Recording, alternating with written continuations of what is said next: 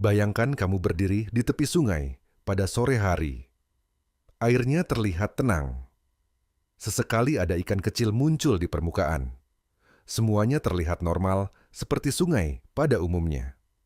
Tapi, jika kamu menunduk sedikit lebih dekat ke air dan memperhatikan dasar sungai, kamu mungkin akan melihat sesuatu yang menempel di batu, diam, keras, dan hampir tidak bergerak. Sekilas bentuknya seperti ikan biasa. Tapi, kalau diperhatikan lebih dekat, tubuhnya terlihat seperti dilapisi plat keras. Seperti kendaraan lapis baja mini yang hidup di air. Mulutnya bulat seperti penyedot vakum. Dan ia menempel kuat pada batu seolah tidak peduli dengan arus sungai. Ikan ini dikenal dengan banyak nama. Sebagian orang menyebutnya ikan sapu-sapu. Karena di akuarium ia sering memakan alga di kaca. Tapi di dunia ilmiah, ikan ini dikenal sebagai Plecostomus atau kelompok armored catfish. Ikan lele berlapis armor yang sebenarnya memiliki kisah jauh lebih rumit daripada sekadar pembersih akuarium. Menariknya, ikan ini bukan berasal dari sungai-sungai di Asia, bukan juga dari Afrika, melainkan dari wilayah yang sangat jauh di sisi lain dunia, yaitu sungai-sungai besar di Amerika Selatan. Tempat di mana evolusi memaksa banyak hewan mengembangkan cara bertahan hidup yang luar biasa ekstrim. Di sana, di sistem sungai Amazon yang luas, kehidupan di dalam air sangat kompetitif. Predator besar seperti piranha, arapaima, dan berbagai jenis lele raksasa berburu hampir tanpa henti. Bagi ikan kecil, hidup di lingkungan seperti itu berarti satu kesalahan kecil saja bisa berakhir menjadi makan malam. Dan di tengah tekanan evolusi seperti itu, muncul sebuah strategi bertahan hidup yang cukup unik. Alih-alih menjadi cepat atau menjadi beracun, ikan sapu-sapu justru menjadi keras. Tubuhnya berkembang menjadi lapisan tulang yang saling menyatu seperti armor. Perlindungan alami yang membuat banyak predator berpikir dua kali sebelum mencoba memakannya. Selain lapisan armor yang keras, ikan sapu-sapu juga memiliki mulut yang sangat khas. Mulut ini berbentuk seperti alat penghisap, memungkinkan mereka menempel kuat pada batu atau kayu, bahkan ketika arus sungai sangat deras. Kemampuan ini seperti memiliki jangkar alami yang menjaga tubuh mereka tetap stabil. Dengan mulut seperti ini, mereka bisa memakan alga, biofilm, dan mikroorganisme yang tumbuh di permukaan batu. Makanan yang bagi banyak ikan lain mungkin tidak terlalu menarik, tapi bagi ikan sapu-sapu justru menjadi sumber energi yang stabil dan hampir selalu tersedia di sungai. Tapi kemampuan mereka tidak berhenti sampai di situ. Ikan sapu-sapu juga dikenal memiliki toleransi yang sangat tinggi terhadap kondisi air yang buruk, termasuk air dengan kadar oksigen yang rendah. Kondisi yang biasanya membuat banyak ikan lain cepat mati atau terpaksa pindah. Beberapa spesies dalam kelompok ini bahkan mampu mengambil udara langsung dari permukaan, lalu menyimpannya di bagian saluran pencernaan mereka sebagai cadangan oksigen sementara. Bagi ikan lain ini mungkin terdengar aneh, tapi bagi ikan sapu-sapu, ini adalah strategi bertahan hidup yang sangat efektif. Bayangkan sebuah ikan yang memiliki tubuh berarmor, mampu menempel pada batu, bisa hidup di air kotor, dan juga tahan terhadap kekurangan oksigen. Jika kita menggabungkan semua kemampuan ini, kita sebenarnya sedang melihat makhluk yang sangat tangguh.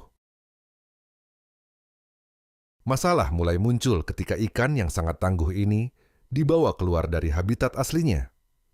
Di banyak tempat, ikan sapu-sapu masuk ke sungai bukan karena migrasi alami, tetapi karena dilepaskan oleh manusia. Biasanya dari akuarium ketika pemiliknya tidak lagi ingin memeliharanya. Sekilas tindakan itu mungkin terlihat sepele, seperti memberi kebebasan pada hewan peliharaan. Tapi di dunia ekologi, memasukkan spesies baru ke lingkungan yang berbeda bisa memiliki konsekuensi yang sangat besar. Karena setiap ekosistem memiliki keseimbangan yang sangat rumit, Ketika ikan sapu-sapu masuk ke sungai baru, mereka sering menemukan kondisi yang jauh lebih mudah dibanding habitat aslinya.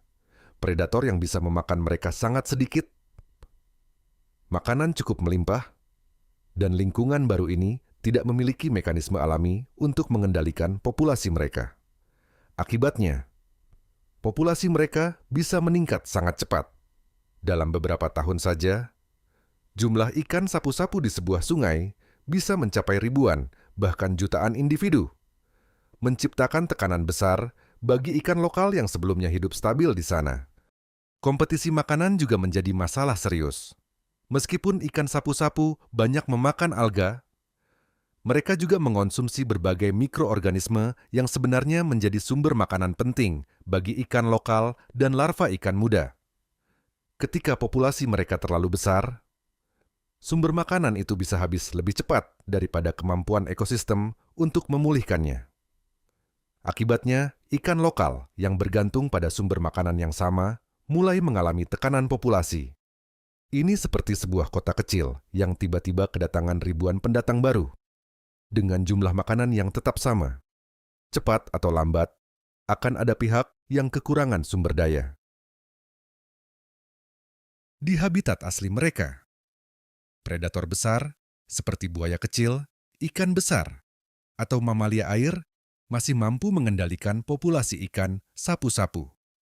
Tapi di sungai tempat mereka menjadi spesies invasif, predator yang mampu memakan mereka seringkali tidak ada. Lapisan armor yang keras membuat banyak ikan predator kesulitan menggigit tubuh mereka. Bagi predator yang terbiasa memakan ikan lunak, mencoba menelan ikan sapu-sapu bisa berisiko melukai mulut atau tenggorokan. Akibatnya, banyak predator akhirnya menghindari mereka. Dan ketika sebuah spesies hampir tidak memiliki musuh alami, populasinya bisa berkembang tanpa kendali. Menghadapi spesies invasif seperti ikan sapu-sapu bukanlah tugas yang mudah. Sekali populasi mereka terbentuk di alam liar, menghilangkannya hampir mustahil tanpa merusak ekosistem itu sendiri. Beberapa daerah mencoba menangkap mereka dalam jumlah besar untuk mengurangi populasi. Ada juga upaya untuk memanfaatkan mereka sebagai bahan makanan atau pakan ternak agar jumlahnya tidak terus meningkat di alam. Namun langkah pencegahan sebenarnya jauh lebih penting daripada penanganan. Ikan sapu-sapu sebenarnya bukan makhluk jahat. Di habitat aslinya mereka hanyalah bagian kecil dari ekosistem yang sangat besar. Tapi ketika manusia memindahkan mereka ke tempat yang salah, makhluk kecil ini bisa berubah menjadi masalah besar bagi sungai dan kehidupan di dalamnya. Kadang kita berpikir, masalah seperti ini datang begitu saja. Dari alam, seolah-olah sungai tiba-tiba berubah sendiri, ikan tiba-tiba jadi hama, dan ekosistem tiba-tiba rusak. Padahal, kalau ditarik sedikit ke belakang, semuanya sering dimulai dari hal yang sangat sederhana. Sebuah akuarium di rumah seekor ikan kecil yang sudah tidak diinginkan, lalu satu keputusan dilepas saja ke sungai. Terdengar seperti tindakan baik, padahal sebenarnya itu seperti memindahkan masalah dari satu tempat kecil ke satu dunia yang jauh lebih besar. Dan ketika masalah itu tumbuh, kita sering lupa siapa yang memulainya. Ini penting kalau kamu merasa hal-hal seperti ini jarang dibahas. Ikuti Pusat Ilmu, karena di sini kita tidak hanya membahas apa yang ada di buku, tapi juga hal-hal aneh, menjijikan, dan seringkali tidak nyaman untuk didengar. Karena memahami alam kadang berarti memahami kesalahan kita sendiri